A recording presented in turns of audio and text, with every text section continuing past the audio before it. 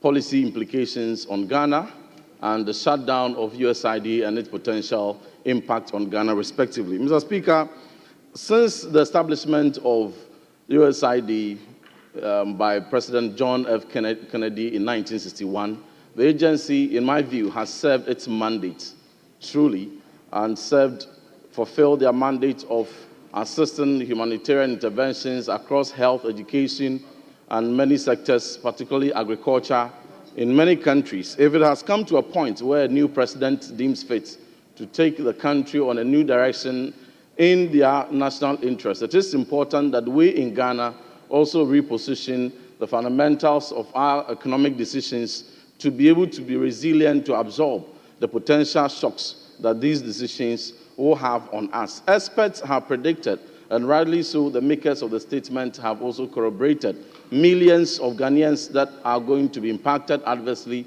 by these decisions by the President of the United States, particularly across the sectors of agri, education, and health. This year alone, as the figures have been indicated, Ghana requested, in partnership with USAID's intervention, a total of $137.7 million. And out of this, $16 million relates to education.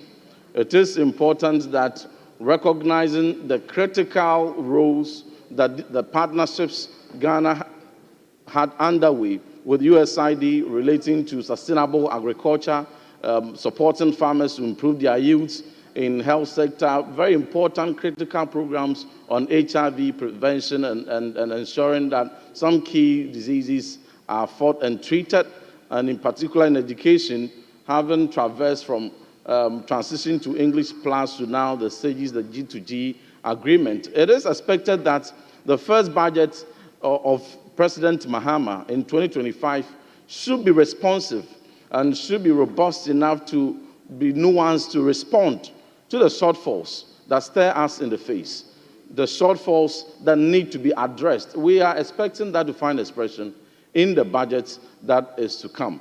Particularly on health, in the year 2015, one early grade reading assessment indicated that in P2 learners across the country, only 2% of them could read at grade level.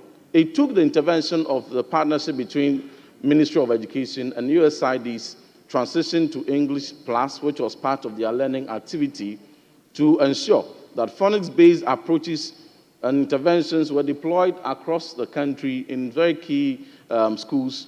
Teachers were trained in those phonics-based approaches, teaching and learning materials were produced, and by those interventions, supporting other interventions of the ministry and GES, we were able to drive that, improve upon reading abilities of our learners.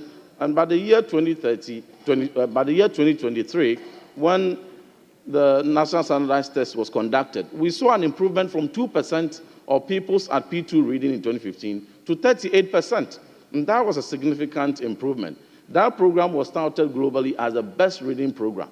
Now, we graduated from there, and in September, my boss here, the Honorable Minister for Education, former, and now Member of Parliament for Bosomtwe, Honorable Dr. Asaduchum, launched in conjunction with USAID the G2G level partnership agreement, which is stages, strengthening accountabilities in Ghana education system. Mr. Speaker, in conclusion, all these are very important, but it shows that we as a government at this point, without having control over the decisions of other countries, particularly very key development partners, must take steps to prioritize funding to these critical education interventions to ensure the seamless implementation, to augment on the gains, to ensure that the decisions taken by President Trump do not halt our gains that we've made. Lastly, on deportation, the official numbers that have been put up by the Ministry of Foreign Affairs stand at 156 potential Ghanaians that face deportation. But however, the numbers, they may be more or less.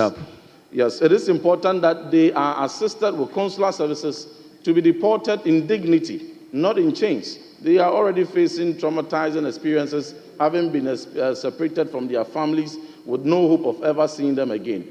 This is the time we call on Ministry of Foreign Affairs to ensure that they safely return our people. You have the floor. And I thank you with these few words, Mr. Speaker.